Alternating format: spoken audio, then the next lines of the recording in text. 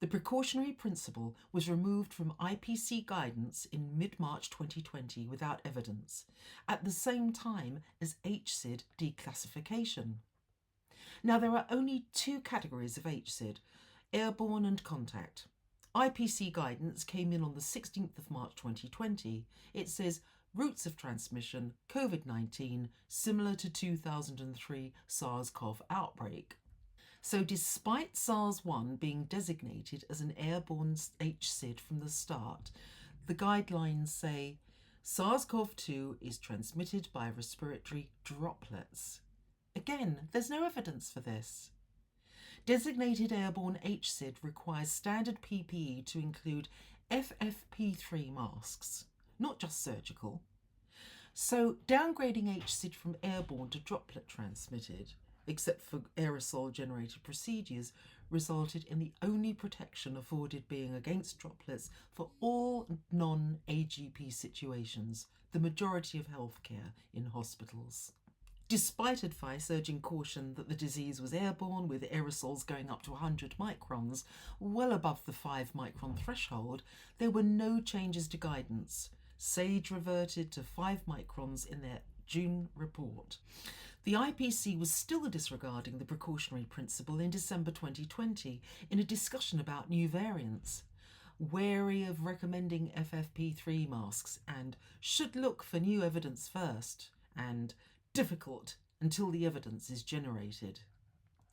Even more ghastly, after all the raging media hostility against China for supposedly denying human-to-human transmission when Professor Zhongnan Shang had announced this very thing on the 20th of January 2020, after medical staff were infected, and this prompted the unprecedented lockdown on the 23rd of January, the December IPC notes say minimal evidence of patient-to-staff transmission.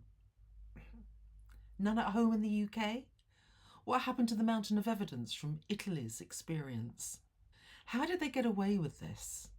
Well, no IPC minutes were ever published. 28 IPC cell members agreed in 2021 that the chair had the final decision, and overall she did. Requests for precautionary principles to be invoked were denied. 250,000 Brits are dead, with a lot more maimed by the virus. This week, we heard how conditions in hospitals were like a terrorist attack, with no end in sight, with patients raining from the sky. Intensive care units were a scene from hell. And still the IPC and others cover their backsides and refuse to recognise COVID's airborne status. And to demonstrate the airborne versus droplets, the healthcare workers in the high-risk areas who got these in their PPE, the FFP3 respirators, there were practically no cases of COVID and there were no deaths. Yet among the healthcare workers in the so-called low-risk areas who are only given the surgical masks, we know there were so many cases and so many of them died. So what the heck have they done to us in the meantime? The pandemic is not over. Wear a mask, an FFP2 or 3 or an N95 respirator. Please, no floppies.